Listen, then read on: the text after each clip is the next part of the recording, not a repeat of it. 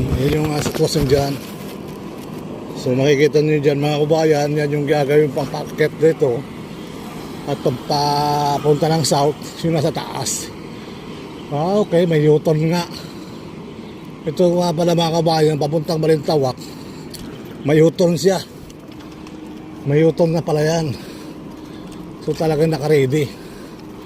At dito si kuya na wheelchair, nag-exercise.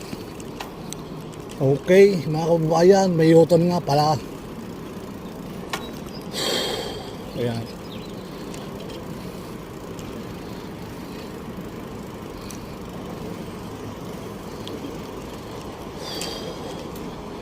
Parang cha-cha kuya, no? Cha-cha. Cha-cha-cha. Chara-chara, cha-cha. Oh, lapit na. Chara-cha. Chara-la-la-la-la. Ayan mga kababayan, so ito na yung ating update dito. Diretso tayo. Medyo maganda na yung alright. So ito naman Mikos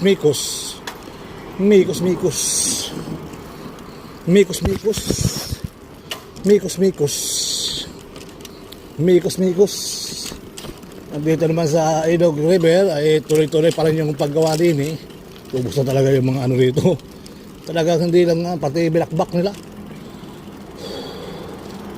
Ang dami ng mga bako, 4 na yung bako dyan sa 5. Yung may cray pa. Matindi talaga yung pangailangan ng pera dito. Kaya binabakpak talaga yung pati ano eh. Ayun no. Grabe ano. Parang sinisilsil yata ng todo yan eh.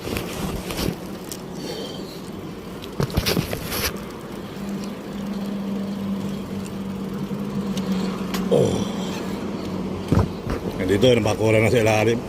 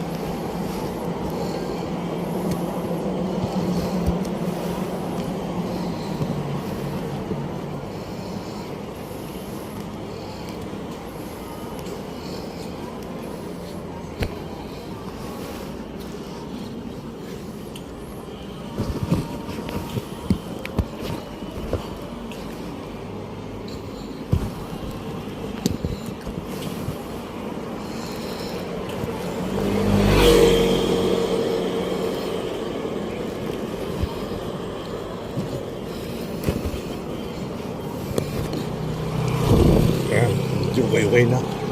Mga motor ang tumadaan. Okay, so hopefully tuloy ang buhay, tuloy ang life.